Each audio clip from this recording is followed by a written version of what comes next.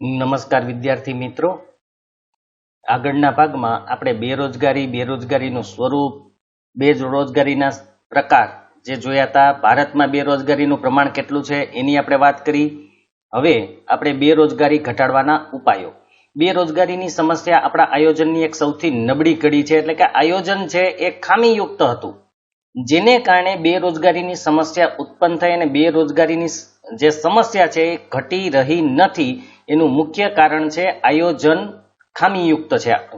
ગરીબી અને બેરોજગારી બંને સગી બહેનો છે. આપણે આગળ પણ વાત થઈ હતી કે ગરીબી હોય તો બેરોજગારી ને બેરોજગારી હોય એટલે ગરીબી હોય જ. બંને સગી બહેનો છે, બંને સાથે જ હોય, બંને વચ્ચે સમસંબંધ છે. સમસંબંધ એને કહેવાય એક વધે તો બીજી વધે, એક ઘટે તો બીજી ઘટે. જો બેરોજગારી ઘટી જાય તો ગરીબી ઘટી જાય, પણ બેરોજગારી વધશે તો ગરીબી પણ વધશે. બંને વચ્ચે સમસંબંધ છે. ગરીબીનું મુખ્ય કારણ બેરોજગારી છે એ આપણે ખબર છે. આ પડકારરૂપ સમસ્યાની અસર યુવા શિક્ષિત વ્યક્તિઓમાં વિશેષ છે, એટલે કે બેરોજગારીની સમસ્યા સૌથી વધુ શેમાં જોવા મળે છે, કેનામાં જોવા મળે છે?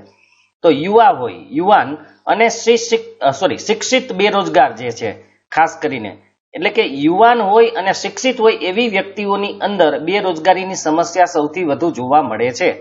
જેવી કે તેઓના શિક્ષણ વિશેના રસ અને રુચિ અભિગમમાં ઘટાડો થવો, કારણ કે શિક્ષિત થઈને પણ જો એ બેરોજગાર રહેતો હોય તો એના રસ અને રુચિ છે, પસંદગી છે, એમાં ઘટાડો થાય. સામાજિક અને માનસિક પરિસ્થિતિ ઉપર વિપરીત અસર પડવી, કારણ કે ભણેલો હોવા છતાં રોજગાર, ધંધો, વ્યવસાય ન મળે તો એની માનસિક સ્થિતિ, સામાજિક સ્થિતિ, સમાજમાં પણ એનું નીચું સ્થાન જાય છે. મનોવૈજ્ઞાનિક દ્રષ્ટિએ રોજગારી ન મળવાને કારણે હતાશામાં ધકેલાઈ જવું, ઘણીવાર નિરાશ થઈ જાય, હતાશ થઈ જાય કે આટલું ભણવા છતાં પણ જો નોકરી ન મળે અથવા તો કોઈ વ્યવસાય ન મળે તો શું કરવું, એટલે નિરાશ થઈ જાય. જો લાંબા સમય સુધી તેઓ બેકાર રહે તો યુવાનો અસામાજિક કે અનૈતિક પ્રવૃત્તિઓમાં જોડાઈ જાય. ઘણીવાર એવું પણ બને, લાંબા સમય સુધી બેકાર રહે તો યુવાન અસામાજિક કે અનૈતિક, જે ખરેખર પ્રવૃત્તિ ગેરકાયદેસર હોય એવી પ્રવૃત્તિમાં જોડાઈ જાય. કેવી પ્રવૃત્તિમાં જોડાઈ શકે? માદક દ્રવ્યોની હેરાફેરી. માદક એટલે નશાકારક દ્રવ્યો. નશાકારક દ્રવ્યોની હેરાફેરીમાં, ડ્રગ્સની કે દારૂની કે એવી કોઈ પણ દ્રવ્યોની હેરાફેરીમાં કામ કરવા માંડે, કારણ કે બીજા કામ ન મળવાને કારણે ગેરકાનૂની વ્યવસાયો હોય, જે કાનૂન દ્વારા આપણે ગેરકાનૂની અથવા તો મનાઈ ફરમાવવામાં આવેલી હોય એવા ઉદ્યોગોમાં અથવા તો એવા વ્યવસાયોમાં જોડાઈ જાય જે ગેરકાયદેસર હોય. ચોરી લૂંટફાટના ધંધામાં ચડી જાય. ખંડણી વસૂલી. ખંડણી એટલે કોઈનું અપહરણ કરી એના બદલામાં પૈસા લેવા કે એવા ગુનાહિત કોઈ પણ કૃત્ય હોય એ કરવા પ્રેરાય છે. સામાજિક અને આર્થિક અસમાનતામાં પણ આનાથી વધારો થાય, કારણ કે જે બેરોજગાર છે એની આર્થિક સ્થિતિ દિવસે ને દિવસે બગડતી જાય, એને કારણે આર્થિક અસમાનતા વધારે ઉત્પન્ન થાય, એટલે કે આવકની જે અસમાનતા છે એ વધે. અમુકની આવક ખૂબ જ ઊંચી થઈ જાય, અમુકની આવક એકદમ નીચી થઈ જાય. વર્ગભેદ સર્જાય. આને કારણે વર્ગ વચ્ચે તફાવત ઉત્પન્ન થવાનો, કારણ કે અમુક વર્ગ સારો હોય, અમુક વર્ગ નબળો પડી જાય. આને કારણે જે વ્યવસાય, ધંધા, રોજગાર ન મળવાને કારણે તો એ વર્ગભેદ થાય, એમાં તફાવત ઉત્પન્ન થાય. જીવન ધોરણ કથળે. આવક વગર કે પૈસા વગર એનું જીવન ધોરણ એકદમ નીચું વહી જાય. બેકારી સાથે ભાવ વૃદ્ધિ જોડાતા ગરીબોની અને બેકાર કુટુંબોની સ્થિતિ તો વધુ કપરી અને દયનીય બને, કારણ કે એક તો બેકારી હોય ને એમાં પાછો જો ભાવ વધારો થાય તો જે ગરીબો છે કે બેકાર કુટુંબો છે એની સ્થિતિ સૌથી દયાજનક બની જાય. દયનીય એટલે દયાજનક અને કપરી એટલે ખૂબ જ અઘરી, મુશ્કેલ ભરી સ્થિતિ એની ઉત્પન્ન થઈ જાય. તેઓ માદક દ્રવ્યોના કે અન્ય વ્યસનો તરફ પણ વળી જાય, કારણ કે ઘણીવાર આપણે જોયું કે હતાશા કે નિરાશા હોય, નિરાશાને દૂર કરવા માટે એ માદક દ્રવ્યો, નશાકારક દ્રવ્યો કે અન્ય વ્યસન તરફ પણ વળે. આમ બેરોજગારીની અસર વ્યક્તિ, કુટુંબ તેમજ અર્થતંત્ર પર અને સામાજિક દ્રષ્ટિએ પણ ઘાતક પુરવાર થઈ છે.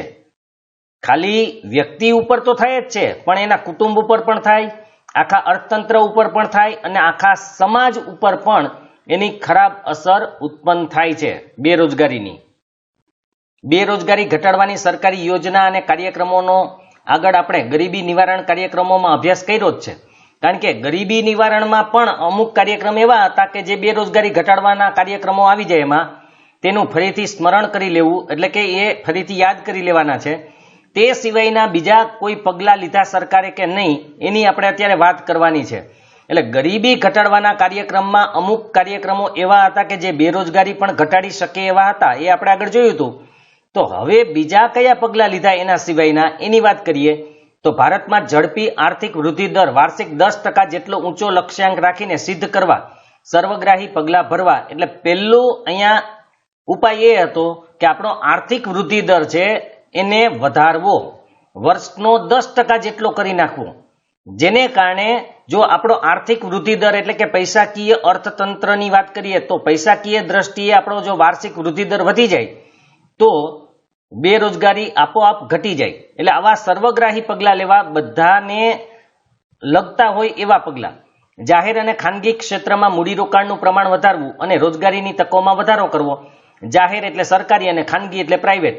એમાં મૂડીરોકાણ કરવું, પૈસા રોકવા, અને મૂડીરોકાણ વધશે તો રોજગારી પણ વધશે, કારણ કે મૂડીરોકાણ વધે એટલે એનો વિકાસ થાય ક્ષેત્રનો, અને જેને કારણે રોજગારી પણ આપણને વધારે મળશે. અર્થતંત્રમાં કૃષિ સહિતના નાના અને ગૃહ ઉદ્યોગો, કુટીર ઉદ્યોગો સહિત તમામ વિભાગોમાં અને પ્રદેશોમાં ઝડપી અને સંતુલિત વિકાસ સાધવા રોજગારીના નવા ક્ષેત્રો ખોલવા જોઈએ. જો આવી રીતે રોજગારી ઘટાડવી હોય તો જે નાના, એક તો ખેતીવાડીનો વિકાસ કરવો, એ ઉપરાંત નાના અને ગૃહ ઉદ્યોગો હોય કે લઘુ ઉદ્યોગો કે કુટીર ઉદ્યોગો હોય, એ તમામ વિભાગો અને પ્રદેશોમાં ઝડપી અને સંતુલિત વિકાસ. એવું નહીં કે એકનો વિકાસ વધી જાય ને એકનો વિકાસ ઘટી જાય. બધાનો સંતુલિત વિકાસ કરવો, ઝડપી વિકાસ કરવો. જો ઝડપી અને સંતુલિત વિકાસ થાય તો રોજગારીની સમસ્યા કંઈક અંશે હળવી થાય, એટલે કે બેરોજગારીની. સરકારે રોજગારી વધારવા માટે અનેક યોજના દ્વારા આર્થિક સહાય પણ આપેલી છે, શિક્ષણ પણ છે, તાલીમના કેન્દ્રો પણ શરૂ કરેલા છે કે જેથી એ તાલીમ લીધેલી હોય કે શિક્ષણ લીધેલું હોય, આર્થિક રીતે એને મદદ થાય તો એ પોતે પોતાની રોજગારી ઊભી કરી શકે. બીજો, શ્રમ પ્રધાન ઉત્પાદન પદ્ધતિ પર આધારિત વપરાશી વસ્તુઓનું ઉત્પાદન કરતા એકમો, એમાં નાના અને લઘુ ઉદ્યોગો, ગ્રામ ઉદ્યોગો, હાથશાળ અને હસ્તકલા કારીગરીને લગતા હુનર ઉદ્યોગોનો વિકાસ હાથ ધરવો જોઈએ. તે માટે યોજનાઓમાં પ્રોત્સાહક નીતિઓ પણ અમલમાં મૂકવી. શ્રમ પ્રધાન એટલે કે જેમાં કામ કરીને આપણે રોજગાર પ્રાપ્ત કરી શકીએ, પૈસા પ્રાપ્ત કરી શકીએ. ખાસ કરીને જે વપરાશી ચીજવસ્તુઓનું ઉત્પાદન કરતા વિભાગો હોય, યુનિટો હોય, નાના અને લઘુ ઉદ્યોગો હોય કે ગ્રામ ઉદ્યોગો હોય જે ગામડામાં ચાલતા હોય, હાથશાળ આપણે હાથથી કાપડ બનાવી શકીએ, હસ્તકલા જુદી જુદી ડિઝાઇનો કરવી, માટીકામ, સુથારી કામ, કોઈ પણ કામ આવે જે હુનર ઉદ્યોગ કહેવાય છે, પોતાની આવડત મુજબ એ વ્યવસાય કરવામાં આવતો હોય, તો આવા ઉદ્યોગોનો વિકાસ કરવો જોઈએ અને એના માટે પ્રોત્સાહક નીતિઓ પણ અમલમાં મૂકવી જોઈએ, જેથી પોતાનો જે વ્યવસાય છે, પરંપરાગત વ્યવસાય, એનો વિકાસ થાય અને એને કારણે એને રોજગારી મળી શકે. ગ્રામીણ ક્ષેત્રે ખેતી સિવાયના સમયની બેરોજગારી ઘટાડવા માટે ખેતરોમાં એકથી વધુ વખત પાક લઈ શકાય એવી પદ્ધતિ વિકસાવવી. હવે જો આપણે વાત થઈ હતી આગળના ભાગમાં કે 5 થી 3 મહિના સુધી એને બેરોજગાર બેસવું પડે, કારણ કે જ્યારે ખેતીકામ ન હોય ત્યારે શું કરવું? તો એ બેરોજગારી ઘટાડવા માટે એવી કોઈ પદ્ધતિ અમલમાં લઈ આવવી જોઈએ કે જેથી ખેતરોમાં એકથી વધુ વખત પાક લઈ શકાય. તો એવી કઈ પદ્ધતિ હોય? તો ખાસ કરીને સિંચાઈની પદ્ધતિ. જો તમે પાણીની સુવિધા પૂરી પાડી શકો ખેતીવાડીમાં તો એક કરતા વધારે વખત પાક લઈ શકાય, અને જેથી ખેડૂતોને બેરોજગાર થવું પડે નહીં, અથવા તો અમુક સમય એને નવરાશનો સમય ન મળે, એટલે કે બેસવું ન પડે. નવી જમીન ખેડાણ હેઠળ લાવવી, જે જમીનમાં ખેતી ન થતી હોય એવી જમીનમાં ખેતીવાડી કરવી, જેથી પણ એને રોજગારી મળી રહે. પ્રત્યેક ખેતરને પાણી અને વીજળીની સુવિધાઓ ઉપલબ્ધ કરવી. દરેક ખેતરમાં પાણી પહોંચાડવું જરૂરી છે. ઘણી વખત એવું હોય ખેતરમાં પાણી હોય તો વીજળીની સુવિધા ન હોય, તો ત્યાં વીજળી પણ પૂરી પાડવી જરૂરી છે. નાની મોટી સિંચાઈ યોજનાઓ કરવી, નાના નાના ચેક ડેમો બનાવવા, એટલે ડેમો અને ચેક ડેમ, જળાશયો, નહેરો, ટ્યુબવેલ. ટ્યુબવેલ એટલે જે આપણે બોર કરીએ છીએ, બોરની અંદર જે સબમર્સિબલ નાખીએ અને ટ્યુબવેલ એટલે કે બોર ને ટ્યુબવેલ કહેવાય છે. વેલ એટલે કૂવો અને ટ્યુબ એટલે પાઇપ, પાઇપ જેવો કૂવો એટલે કે બોર. તો બોરની વ્યવસ્થા કરવી, બંધો બાંધવા, સડકોના બાંધકામની પ્રવૃત્તિઓ કરવી જેથી બેરોજગારી ઘટે. ખેતી સંલગ્ન પ્રવૃત્તિઓ, બીજી જે ખેતીવાડી સાથે સંકળાયેલી પ્રવૃત્તિ હોય એવી પ્રવૃત્તિઓનો વિકાસ કરવો. મરઘા બતકા, મત્સ્ય ઉછેર, પશુપાલન, ડેરી ઉદ્યોગ, વનીકરણના કાર્યક્રમો દ્વારા ગ્રામીણ ક્ષેત્રે ઓછી મૂડીરોકાણથી વધુ લોકોને રોજગારી પૂરી પાડી શકાય છે. એ મુજબ રોજગાર લક્ષી આયોજન થવું જોઈએ. એટલે ખાસ કરીને આપણે કીધું એમ પાણીની સુવિધાઓ થઈ જાય ખેતરોની અંદર તો મોટે ભાગે રોજગારી મળવા માંડશે. સડકોના બાંધકામની પ્રવૃત્તિ પણ કરવી જોઈએ. ખેતીવાડીને લગતી કોઈ પ્રવૃત્તિ હોય, ખાસ કરીને મરઘા કે બતકાનો ઉછેર કરવો, મધમાખી ઉછેર કરવો, મત્સ્ય ઉછેર કરવો, પશુપાલન ખેતીવાડી સાથે કરવું, ડેરી ઉદ્યોગ ચલાવવો, વનીકરણના કાર્યક્રમ પણ કરી શકાય અને આનાથી ઓછા પૈસાએ વધુ લોકોને રોજગારી પૂરી પાડી શકીએ છીએ. તો આ રોજગારલક્ષી આયોજન થવું જરૂરી છે. ચોથો છે ગ્રામીણ ક્ષેત્રે રોજગારીની તકો વિસ્તારવી જોઈએ. વિસ્તારવી એટલે એમાં વધારો કરવો જોઈએ. ગ્રામીણ ક્ષેત્રમાં રોજગારીની તક જેટલી છે એટલે કે વધુ રોજગારી મળે એવા આપણે પ્રયાસો કરવા જોઈએ, જેથી તેઓને ત્યાં જ પૂરતી આવક અને રોજગારી પ્રમાણસર મળી રહે તો શહેર તરફનું સ્થળાંતર ઘટાડી શકાય. કારણ કે જો ન્યાયને આવક મળી જાય અને શા માટે શહેરોમાં બધા લોકો આવે છે? ખાસ કરીને પૈસા કમાવા માટે અથવા રોજગારી મેળવવા માટે. ત્યાં રોજગારી નથી મળતી. જો ગામડામાં જ આવક અને રોજગારી પૂરેપૂરી મળી રહેતી હોય તો શહેરમાં એટલા લોકો નહીં આવે, એટલે સ્થળાંતર ઘટી જશે અને રોજગારીની માંગ પરનું દબાણ ઘટાડી શકાય. નહીંતર બધું દબાણ શહેર ઉપર આવે છે અને શહેરમાં એટલી બધી રોજગારી પછી પૂરી પાડી શકાય તેમ નથી. એટલે ગામડામાં જ ખાસ કરીને રોજગારી પૂરી પાડી શકાય એવા પ્રયત્નો કરવા જોઈએ. કૃષિ ક્ષેત્રે બાગાયતી ખેતી કરવી જોઈએ. સેન્દ્રિય ખાતર આધારિત ખેતી, સૂકી ખેતી અને બહુલક્ષી પાક પદ્ધતિ, શાકભાજી ફળોની ખેતી તરફ વધુ જોક આપીને પ્રોત્સાહન આપવું. જોક આપવો એટલે એના ઉપર ભાર આપવાનો છે. ખાસ કરીને બાગાયતી ખેતી, કારણ કે એક વખત એમાં બાગાયતમાં ફળ ફૂલના છોડ કે ઝાડ વાવવાના હોય. એક વખત વાવી દેવાથી ઘણા સમય સુધી એમાંથી આવક પ્રાપ્ત થયા કરે છે. એ ઉપરાંત સેન્દ્રિય ખાતર આધારિત ખેતી, જેથી ખેતી ફળદ્રુપતા એની જળવાઈ રહે, ખેતીની ઘડીકમાં નુકસાન ન થાય. સૂકી ખેતી વરસાદ ઉપર આધારિત જેને કહેવાય છે, અને બહુલક્ષી પાક પદ્ધતિ, એક કરતાં વધારે પાક લેવા. શાકભાજી કે ફળોની ખેતી કરવી, જેને કારણે રોજગારી પણ મળે અને આવક પણ મળે. ગ્રામીણ ક્ષેત્રે શિક્ષણની ગુણવત્તા અને પ્રમાણ વધે એના ઉપર વધુ ધ્યાન આપવું જરૂરી છે. કારણ કે શિક્ષણ જો મળશે તો એ ખેતીવાડીમાં પણ વૈજ્ઞાનિક ઢબે ખેતી કરી શકશે. એ ઉપરાંત કોઈ અન્ય રોજગાર પણ પોતાની મેળે શોધી શકશે. તો શિક્ષણની એક તો ગુણવત્તા, ગામડામાં આપણે કહીએ છીએ ને કે શિક્ષણનું પ્રમાણ બહુ નીચું હોય છે, તો એ વધારવાનું છે. પ્રમાણ વધે અને એની ગુણવત્તા પણ વધે, એના ઉપર આપણે ધ્યાન દેવાનું છે.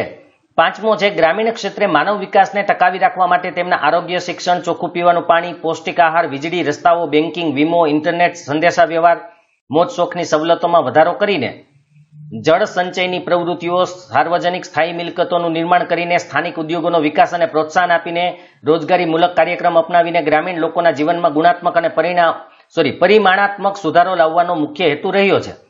તો ખાસ કરીને ગામડાની અંદર માણસનો વિકાસ થાય એના માટે શું કરવાનું છે? એક તો એનું આરોગ્ય સારું જળવાઈ રહે, એટલે આરોગ્યની સુવિધાઓ પૂરી પાડવી, શિક્ષણની સુવિધા પૂરી પાડવી, ચોખ્ખું પીવાનું પાણી મળી રહેવું જોઈએ, પૌષ્ટિક આહાર મળે જેમાં પોષક તત્વો પુષ્કળ હોય એવો ખોરાક મળે એવા પ્રયત્ન કરવાના છે. એને વીજળી મળી રહે, રસ્તાઓનો વિકાસ થાય, બેંકોની સગવડતા મળે, વીમાની સગવડતા મળે, ઇન્ટરનેટ, સંદેશા વ્યવહારના સાધનો એ બધી ઉપલબ્ધ કરાવવાની છે સવલતો. એ ઉપરાંત મોજ શોખની, મનોરંજનની પણ સવલતો મળવી જોઈએ. તો આ વધારાથી પણ એક તો લોકો ગામડામાં ટકી રહેશે અને ત્યાં બેરોજગારીની સમસ્યા હળવી કરી શકશે. જળ સંચયની પ્રવૃત્તિ એટલે કે પાણીને રોકી રાખવું, સાર્વજનિક સ્થાયી મિલકતોનું નિર્માણ, જે બધા લોકોની મિલકતો હોય એવી મિલકતોનું નિર્માણ પણ કરી શકાય. આગળ પણ આપણે જોયું હતું કે બધા લોકોની મિલકતોનું નિર્માણ પણ થાય, સાથે સાથે રોજગારી એટલે કે મજૂરી કામ પણ મળે. એ ઉપરાંત છે સ્થાનિક ઉદ્યોગોનો જે વિકાસ કરવો, એના માટે પ્રોત્સાહન આપવું. જે લોકલ ઉદ્યોગો હોય, જે કપાસમાં, દાખલા તરીકે કપાસમાંથી કપાસિયા કાઢવા વાળા ઉદ્યોગો હોય કે તેલીબિયા ઉપર સંચાલિત ઉદ્યોગો હોય, તો એવા ઉદ્યોગોનો વિકાસ કરવો, પ્રોત્સાહન આપવું. અને આવા રોજગારી મૂલક એટલે કે જેમાંથી રોજગારી પ્રાપ્ત થાય એવા કાર્યક્રમો અપનાવવા જરૂરી છે. આનાથી શું થશે કે ગ્રામીણ લોકોના જીવનમાં ગુણાત્મક અને પરિમાણાત્મક સુધારો આવશે. એટલે કે એની ક્વોલિટી પણ સુધરશે અને એની સંખ્યામાં પણ વધારો થશે. ખાસ યાદ રાખજો, ગામડાના લોકોનું જીવન ધોરણ છે એ ઊંચું આવશે અને એની ગુણાત્મક રીતે પણ એ આગળ આવશે. તો આનો હેતુ એ જ છે. છઠ્ઠો છે શિક્ષિત બેરોજગારી અને યુવા બેરોજગારીમાં ઘટાડો કરવા માટે તેઓમાં કૌશલ્યનો વિકાસ કરવો અને શિક્ષણને અનુરૂપ રોજગારી પૂરી પાડવી. શિક્ષિત બેરોજગાર બહુ વધારે હોય છે, તો એને ઘટાડવા માટે શું કરવાનું છે? તો એને કૌશલ્યનો વિકાસ, એને કોઈ આવડત શીખવાડવી જરૂરી છે, કોઈ એક કાર્યમાં પારંગત કરવા જરૂરી છે. એના માટે એને ટ્રેનિંગ આપવા જરૂરી છે અને એને જેવું શિક્ષણ લીધું હોય એ શિક્ષણ અનુરૂપ એટલે કે એના મુજબ એને રોજગારી પૂરી પાડવી જરૂરી છે. કુશળ કારીગરો પેદા થાય તેવી વ્યવસાયલક્ષી કે તકનીકી શિક્ષણની નીતિ અપનાવવી. કુશળ કારીગર, ખાસ કરીને જે કારીગરાઈ હોય એમાં પારંગત હોય એવું શિક્ષણ આપણે અપનાવવું જરૂરી છે. આપણે આગળ પણ વાત થઈ હતી કે આપણું જ્ઞાન પુસ્તકિયું છે, ટેકનોલોજીકલ નથી અથવા તો પ્રેક્ટિકલ નથી. તો ખાસ કરીને વ્યવસાયલક્ષી એટલે પ્રેક્ટિકલ અને તકનીકી એટલે ટેકનોલોજીકલ શિક્ષણ આપો કે જેથી એ જે પણ ક્ષેત્રમાં કાર્ય કરતો હોય એ ક્ષેત્રમાં પારંગત બને, કુશળ બને એવી નીતિ આપણે અપનાવવાની જરૂર છે. શાળા કોલેજોમાં અભ્યાસક્રમો ત્યાંના સ્થાનિક ઉદ્યોગોની જરૂરિયાતોને સંતોષી શકે તેવા રાખવા, આ એક મહત્વની વાત છે. કારણ કે શાળા કોલેજમાં અભ્યાસક્રમ આપણે ગમે તે હોય છે અત્યારે, પણ ખરેખર કેવા અભ્યાસક્રમો રાખવા જોઈએ કે જ્યાં લોકલ, જે વિસ્તારના લોકલ ઉદ્યોગો હોય એની જરૂરિયાત સંતોષી શકે, મતલબ કે એમાં કાર્ય કરી શકે એવા પ્રકારનું શિક્ષણ આપવું જરૂરી છે. એ ઉદ્યોગો મુજબનું શિક્ષણ આપવું જરૂરી છે કે એમાં કેવા કેવા લોકોની જરૂરિયાત છે. તો એમાં જરૂરિયાત પડતી હોય એવા શિક્ષણને આપણે અપનાવવું જરૂરી છે. યુવા રોજગારોને શિક્ષણ અને તાલીમ આપીને તેઓમાં વિશિષ્ટ કૌશલ્યનો વધારો કરીને, મેં પહેલાં કીધું કે શિક્ષણ અને તાલીમ આપવાથી એનું જે કૌશલ્ય છે એમાં વધારો થાય અને એને ઝડપથી રોજગારી મળી શકે. ઉત્પાદકતાની સાથે ગુણવત્તા વધે. ઉત્પાદન તો વધશે જ, ખાલી ઉત્પાદન વધારવાનું નથી, પણ એ ઉત્પાદનની ગુણવત્તા વધે એવા પણ પ્રયાસ આપણે કરવાના છે. રોજગારી વધે, વધુ આવક મળે અને જીવન સ્તર ઊંચું આવે તેવા પ્રયત્નો થવા જોઈએ. કારણ કે રોજગારી વધશે તો આવક વધશે, આવક વધશે તો જીવન સ્તર આપોઆપ એનું ઊંચું આવશે. તેઓને સતત કામ મળી રહેશે એવું આશ્વાસન પણ આપવું જરૂરી છે. કે એવું નથી કે આજે કામ મળ્યું તો 3 મહિના પછી બંધ થઈ જાય, પણ આપણે આશ્વાસન આપવાનું છે કે તમને સતત કામ મળી રહેશે. કામની નવી પરિસ્થિતિ મુજબ નવી જાણકારી મેળવીને તેને યોગ્ય સક્ષમ બનાવીને સ્વરોજગાર મેળવી શકે અને વૈશ્વિક દેશોની શ્રમ શક્તિની તુલનામાં વૈશ્વિક સ્તરે ભારતીય યુવા સમકક્ષ ઉભો રહી શકે તેવી સ્થિતિ સર્જવાનો પ્રયત્ન કરવો.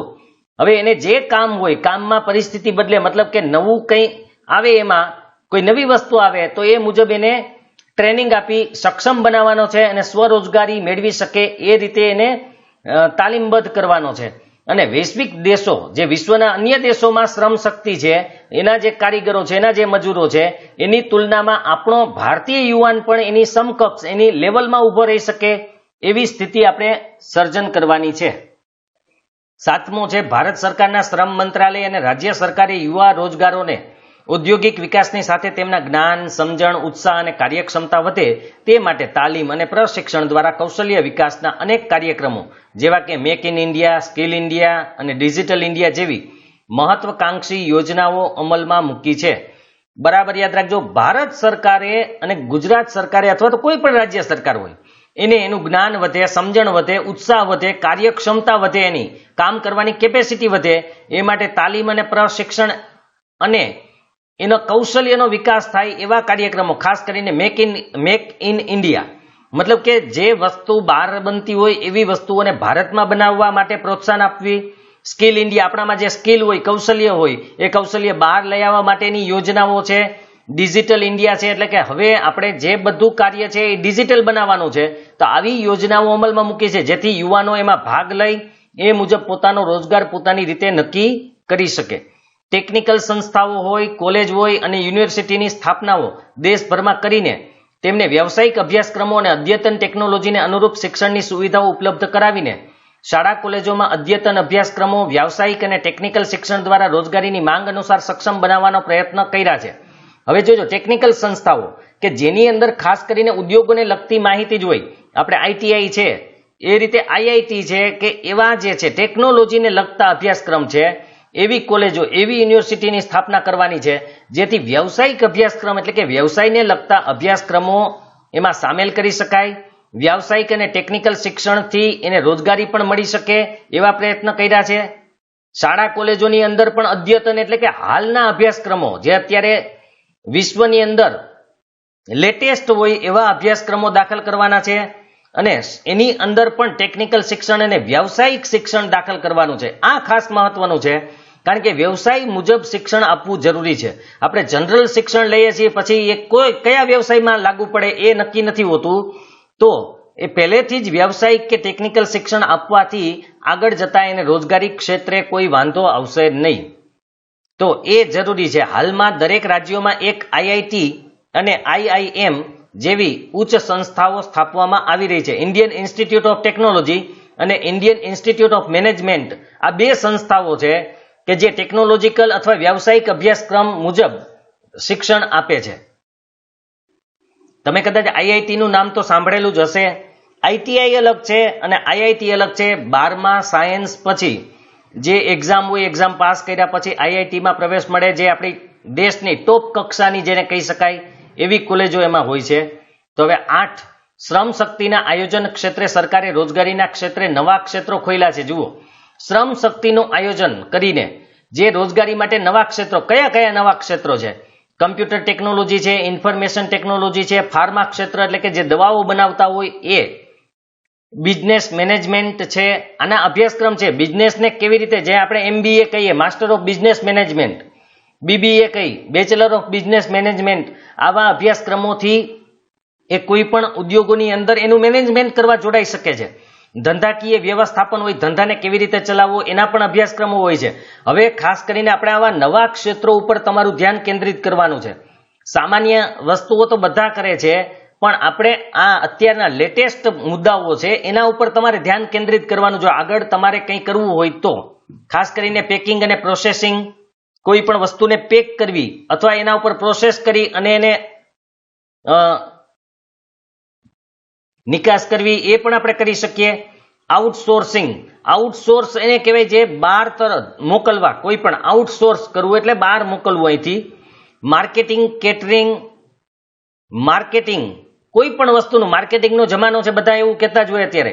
કોઈ પણ વસ્તુને માર્કેટમાં મૂકી અને વેચવાની જે માર્કેટિંગ છે. કેટરિંગ, જે આપણે ખબર છે મોટી મોટી પાર્ટીઓ કે લગ્ન સમારંભોમાં જે ભોજન વ્યવસ્થા કરવામાં આવે છે, એટલે કે જમાડવાની જે વ્યવસ્થા હોય એ કેટરિંગ કહેવાય. તો એ પણ તમે કરી શકો. ઇવેન્ટ મેનેજમેન્ટ અત્યારનો સૌથી લેટેસ્ટ આ છે. હવે પછી ઇવેન્ટ મેનેજમેન્ટનો જમાનો આવશે. જેમ કે કોઈના લગ્ન હોય કે જન્મદિવસ હોય કે કોઈ પણ વસ્તુ હોય, કોઈ પાર્ટીનું આયોજન કરવાનું હોય, તો આવા ઇવેન્ટ મેનેજમેન્ટ વાળા લોકો છે એ તમામ એનું ધ્યાન રાખે. માનો કે લગ્નનું ઇવેન્ટ મેનેજમેન્ટ કરવાનું હોય તો કંકોત્રી છપાવવી, કંકોત્રી આપવી, ઘરેણાઓ લેવા, એના કપડાઓની વાત કરવી, ડિઝાઇનિંગ, બધું જ એ લોકો કરી દે.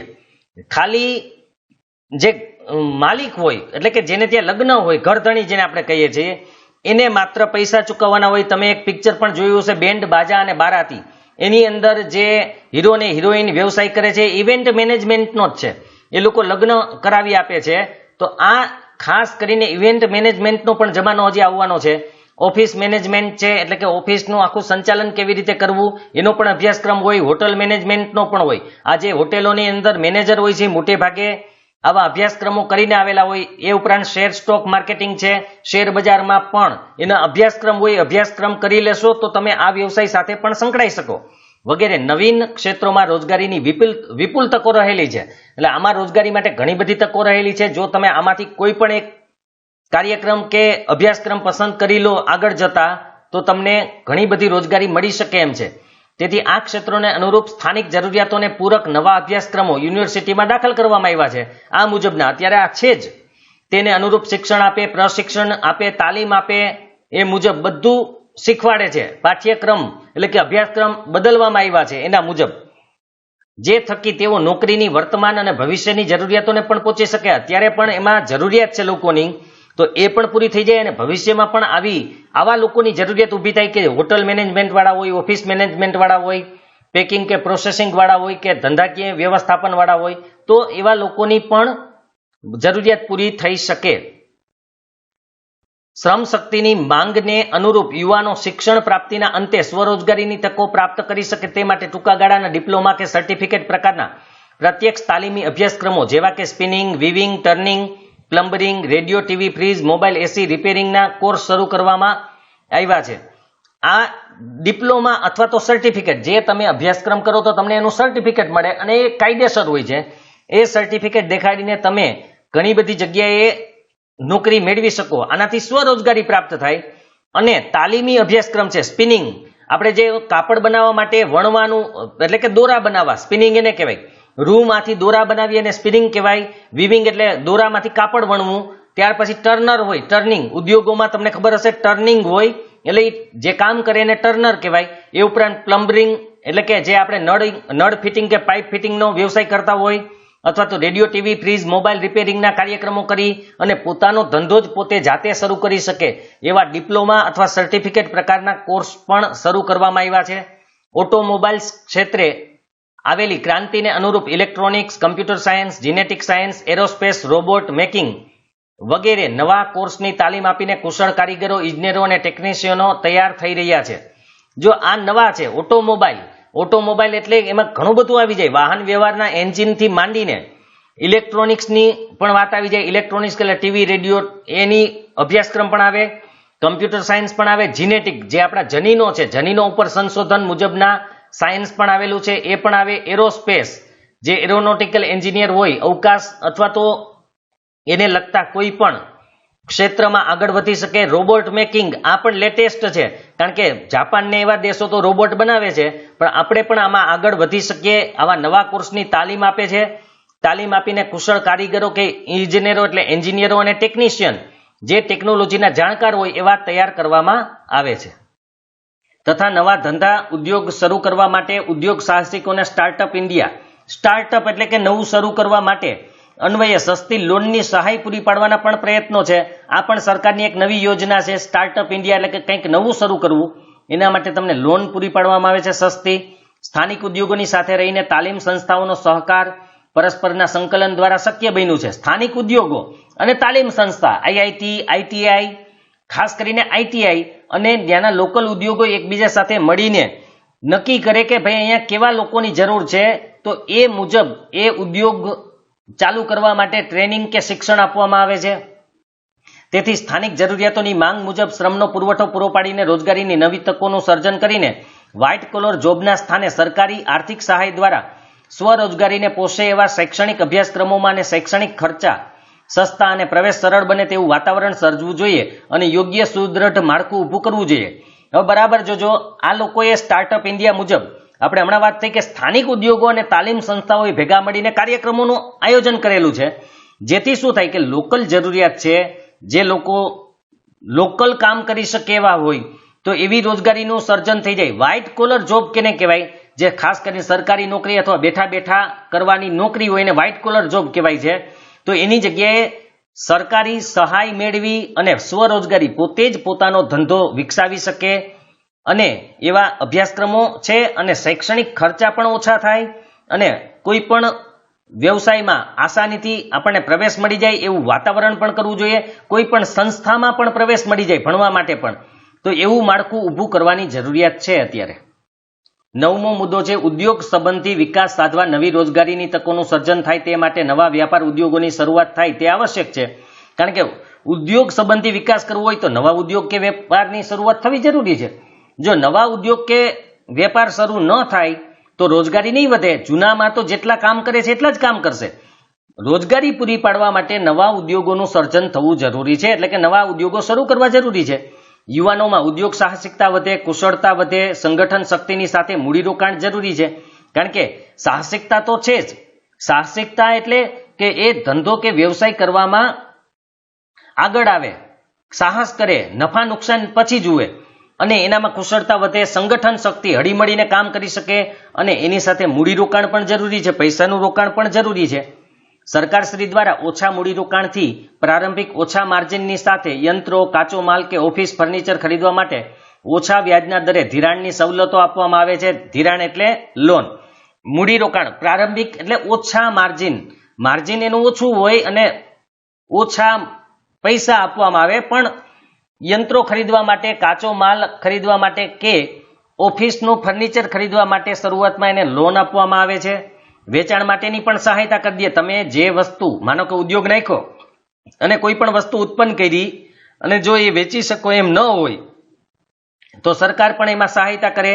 આવી અનેક યોજનાઓ દ્વારા સ્વરોજગારીની તકોને પ્રોત્સાહન આપવાના અનેક પગલાં ભર્યા છે. ધંધો શરૂ કરવા અને ચલાવવા માટેનું ટેકનિકલ અને વ્યવસાયિક જ્ઞાન, વહીવટી કુશળતા, કૌશલ્ય અને સહાયતા આપવાનું કાર્ય સરકારી પ્રયત્નો થકી થયું છે. હવે માની લો કે ધંધો તો શરૂ કર્યો, ધંધો શરૂ કરવા અને એને ચલાવવા જે ટેકનિકલ જ્ઞાન જોઈ, વ્યવસાયિક જ્ઞાન જોઈ, વહીવટી કુશળતા જોઈ, કે વહીવટ કેવી રીતે ચલાવવો, એની કૌશલ્ય, એના માટે પણ સહાયતા સરકાર આપે જ છે. બેંકો, નાણાકીય સંસ્થાઓએ આર્થિક સહાય, સસ્તી સરળ લોનની સુવિધાઓ અને સ્થાનિક વેપારી સંગઠનો, સેવાભાવી સંસ્થાઓના પ્રયાસો થકી મહિલાઓને ગૃહ ઉદ્યોગો સ્થાપીને સ્વરોજગારી પૂરી પાડી છે.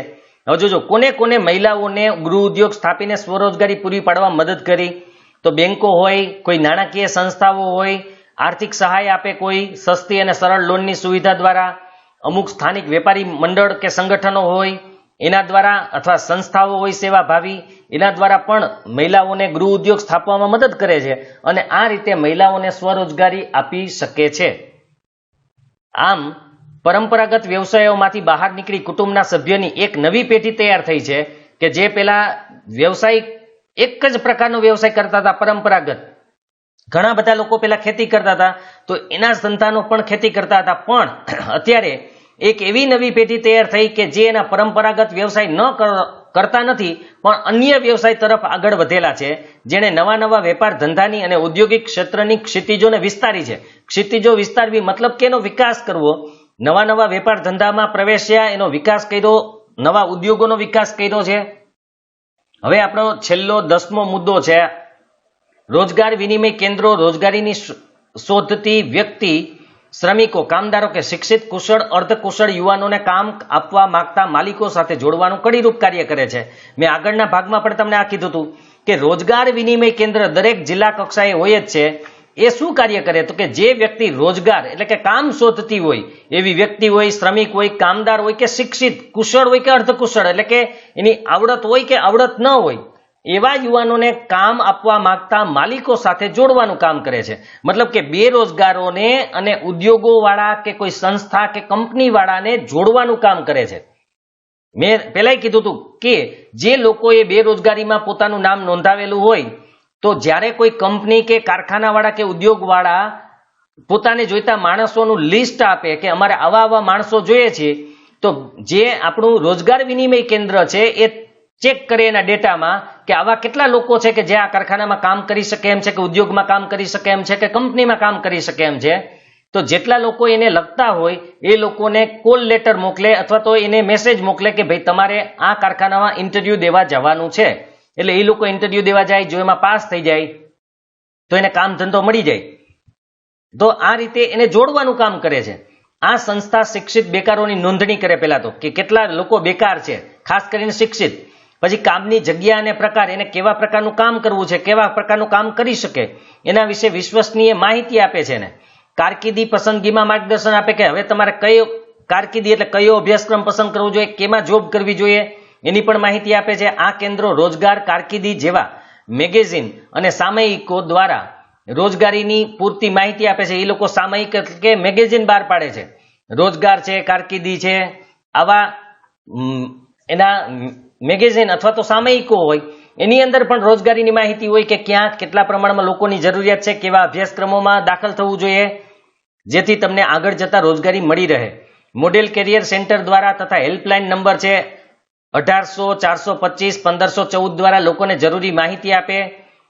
આ બેરોજગાર હોય એના માટે સ્કિલ પ્રોગ્રામ એટલે કે એની આવડત વધે, કૌશલ્ય વધે એવા કાર્યક્રમો કરે. રોજગાર મેળા યોજવા, રોજગાર મેળામાં બેરોજગાર લોકો ભેગા થાય, સામે કંપની કે ઉદ્યોગો વાળા પણ આવેલા હોય જેને અનુરૂપ આવે એ મુજબ એમાં જોડાઈ શકે જેવી મફત સેવા પણ આપે છે. ડિસેમ્બર 2015 સુધીમાં દેશમાં 947 રોજગાર વિનિમય કેન્દ્રો હતા. આટલા જગ્યાએ આની નોંધણી થતી હતી અને રોજગાર આપવાના પ્રયત્ન કરતા હતા કેન્દ્રો, જેમાં ડિસેમ્બર 2013માં 468.23 લાખ બેરોજગારો દેશમાં અને ગુજરાતમાં 8.30 લાખ બેરોજગારો નોંધાયા હતા. અહીંયા બેરોજગાર નોંધવાની જે જગ્યા છે એટલે કે વિનિમય કેન્દ્રો છે ત્યાં 2013ની વાત કરીએ તો ભારતની અંદર 468.23 લાખ બેરોજગાર હતા અને ગુજરાતમાં 8.30 લાખ બેરોજગાર હતા. એટલે ભારતની અંદર કરોડોમાં બેરોજગારોની સંખ્યા છે. હવે આ પાઠનો આપણો છેલ્લો મુદ્દો છે વિશ્વ શ્રમ બજાર. વિશ્વના દેશો પોતાના શ્રમિકોનું આદાન પ્રદાન કરે તેને વિશ્વ શ્રમ બજાર કહેવાય. આપણા દેશના લોકો બીજા દેશમાં કામ કરવા માટે જાય, બીજા દેશના લોકો આપણા દેશમાં કામ કરવા માટે આવે. જેમ કે નેપાળથી પણ અહીંયા લોકો આવે જ છે ને આપણા દેશમાં, બીજા કેટલાય દેશના છે પણ આ તો એક ઉદાહરણ છે.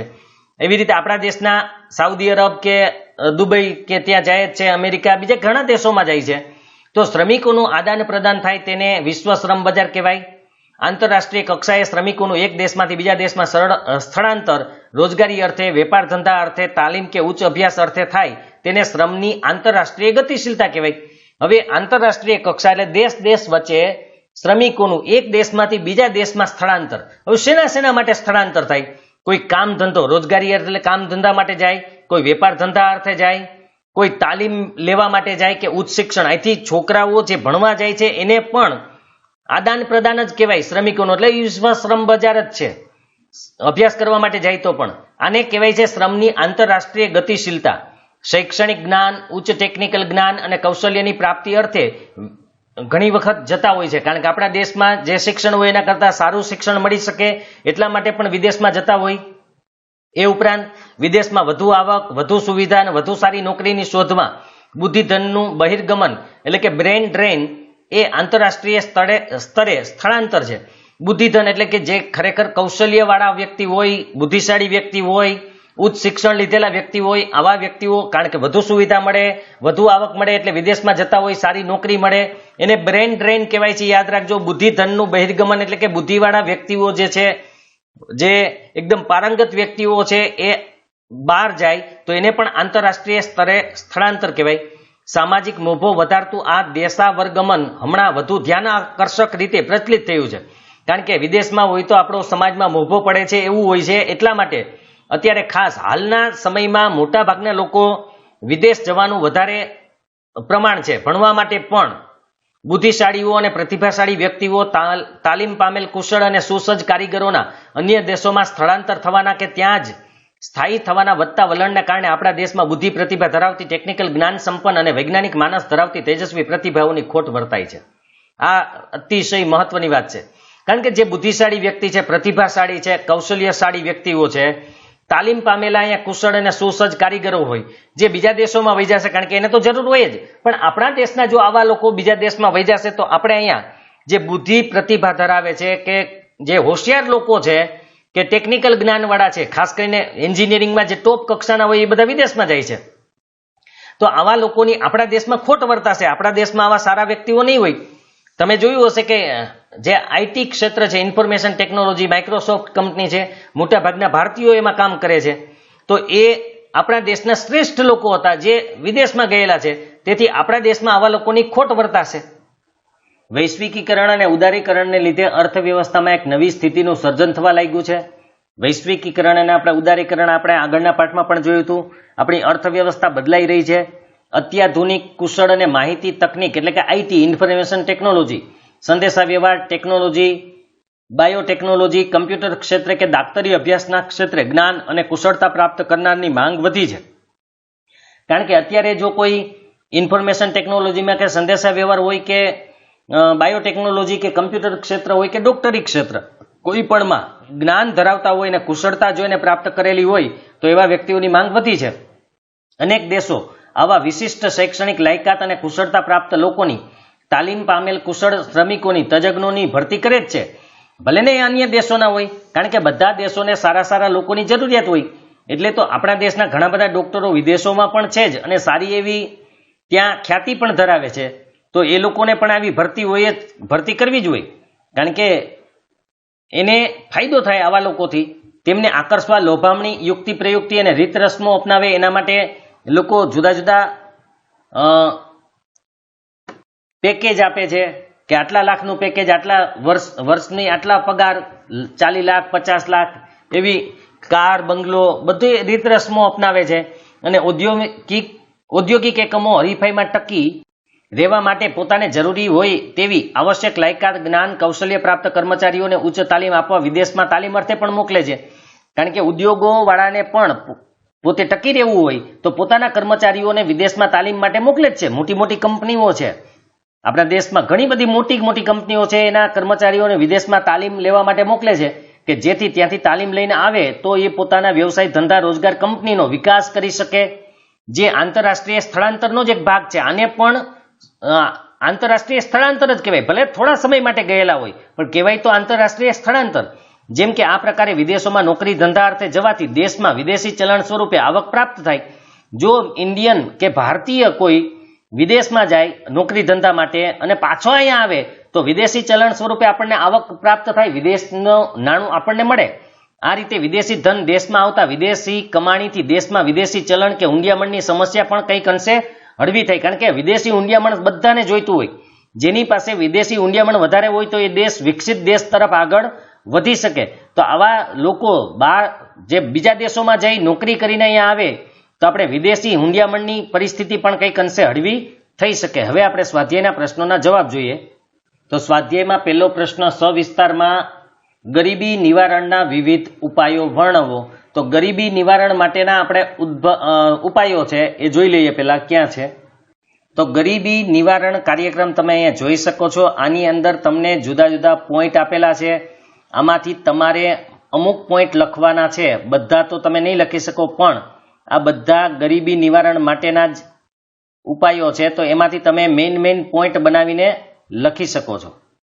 ત્યાર પછી બીજો પ્રશ્ન છે, ગરીબી નિવારણ કાર્યક્રમ અન્વયે કૃષિ ક્ષેત્રે તથા ગ્રામોદયથી ભારત ઉદયના કાર્યક્રમ હેઠળ સરકારે લીધેલા પગલાઓની વિગતે ચર્ચા કરો. તો એ મુદ્દા વાઇઝ જ છે, ગરીબી નિવારણમાં જ આવી જશે, પણ આપણે જોઈ લઈએ ક્યાં છે. તો કૃષિ ક્ષેત્ર માટે જો અહીંયા પહેલો મુદ્દો છે કૃષિ ક્ષેત્રનો, એમાં તમારે 1, 2, 3 અને 4 ને 5 મુદ્દા કૃષિ ક્ષેત્રના છે. અને ગ્રામોદયથી ભારત ઉદયનો આખો જે મુદ્દો છે આમાંથી તમારે લખવાનું છે. ત્યાર પછી ત્રીજો છે, ગરીબી ઘટાડવાના મુખ્ય સરકારી ઉપાયોની સમજૂતી આપો. આમ તો ગરીબી નિવારણના જે કાર્યક્રમો છે એમાં જ તમને ગરીબી ઘટાડવાના સરકારી ઉપાયો કયા કયા છે એ પણ મળી જ રહેશે. એ જોઈ લેજો તમે. બેરોજગારી ઘટાડવાના પ્રયાસ સ્વરૂપે સરકારી યોજના અને કાર્યક્રમો મુખ્ય 4 સવિસ્તાર સમજાવો. તો હમણાં જ આપણે જોયું ગરીબી ઘટાડવા માટે સરકારી જે ઉપાયો છે એમાં આપણે મુદ્દાઓ જોયા જ છે. 10 મુદ્દાઓમાંથી સરકારી જે મુદ્દાઓ છે અહીંયા તમે જોઈ શકો છો. બેરોજગારી ઘટાડવા સરકારી યોજના કે કાર્યક્રમ, અહીંયા 10 મુદ્દા છે. 10 માંથી તમારે કોઈ 4 વિશે લખવાનું છે. હવે છે મુદ્દાસર જવાબ. ગરીબી એટલે શું અને ગરીબી રેખા હેઠળ જીવતા લોકોના લક્ષણો જણાવો. પહેલા પેજ ઉપર જ આપણે હતું, જોઈ લઈએ. ત્યાર પછી બીજો પ્રશ્ન પણ આપણે જોઈ લઈએ, ગરીબીનું વર્ણન કરો અને ગરીબી ઉદ્ભવવાના કારણો. 3 પ્રશ્નો ત્યાં જ આપણને મળી રહેશે. તો આપણે 3 પ્રશ્નોની વિગતવાર ચર્ચા કરી લઈએ. તો પહેલા પેજ ઉપર જ ગરીબી એનો અર્થ આપણને આપેલો છે. ગરીબી કેને કહેવાય? ગરીબી નીચે જીવતા લોકોના લક્ષણો પણ અહીંયા આપેલા છે. ત્યાર પછી ગરીબીનું જે માપન છે અને ભારતમાં ગરીબી કેટલા પ્રમાણમાં છે એ પણ તમને આમાંથી મળી રહેશે. ત્યાર પછી ગરીબી ઉદ્ભવવાના કારણો પણ આમાંથી તમને મળી રહેશે, પોઈન્ટ વાઇઝ જ છે. ચોથો પ્રશ્ન છે, સામાજિક સલામતી અને અન્ન સુરક્ષાના સરકારના કાર્યક્રમો જણાવો. તો એમાં તમારે મા અન્નપૂર્ણા યોજના વિશે જે આપેલું હતું એ લખવાનું છે. ત્યાં અહીંયા સુધીનો પ્રશ્ન છે કે જેથી સામાજિક સલામતી અને અન્ન ઉત્પાદન અથવા તો અનાજનું વ્યવસ્થાપન થઈ શકે એના માટેની વાત છે. ત્યાર પછી ધનિક ભારતમાં ગરીબો વસે છે. જ્યારે આવ્યું ત્યારે પણ મેં કીધું હતું કે આપણા સંસાધનો પુષ્કળ છે, આપણી પાસે ઘણી બધી વસ્તુઓ છે, છતાં પણ ભારતમાં જે ગરીબી છે ઓછી થઈ શકતી નથી. એટલે ધનિક ભારતમાં ગરીબો વસે છે એ આખો મુદ્દો છે, એ તમારે લખવાનો છે. બેરોજગારીના કારણો જણાવો. તો એ પણ આપણી પાસે છે જ. અને બેરોજગારીની અસરો જે આપણે આજે જ જોઈ કે એની અસર શું થાય સામાજિક ક્ષેત્રે આપણે જોઈ લઈએ. તો અહીંયા તમે જોઈ શકો છો ભારતમાં બેરોજગારીની સમસ્યા વધુ ઘેરી બનવા પાછળ મુખ્ય જવાબદાર કારણો. તો આ બધા એના કારણો છે કે જે બેરોજગારી ઉત્પન્ન થવા પાછળના કારણો છે. હવે બેરોજગારીની જે અસરો છે એ શું છે એ પણ જોઈ લઈએ આપણે. તો અહીંયા તમે જોઈ શકો છો બેરોજગારીની જે અસરો અહીંયા લખેલી જ છે કે અસામાજિક કે અનૈતિક ધંધા કે ચોરી લૂંટફાટમાં ચડી જાય, માનસિક સ્થિતિ એની ખરાબ થઈ જાય. તો આ બધી એની અસરોમાં તમારે લખવાનું છે. હવે તમારે નીચેના પ્રશ્નોના ઉત્તર ટૂંકમાં સાપેક્ષ ગરીબી અને નિરપેક્ષ ગરીબી જે આપણે બીજા પેજ ઉપર આપેલું જ છે એ તમે લખી શકો છો. એમાં મુદ્દા આપેલા જ છે, 2-3 લીટી છે.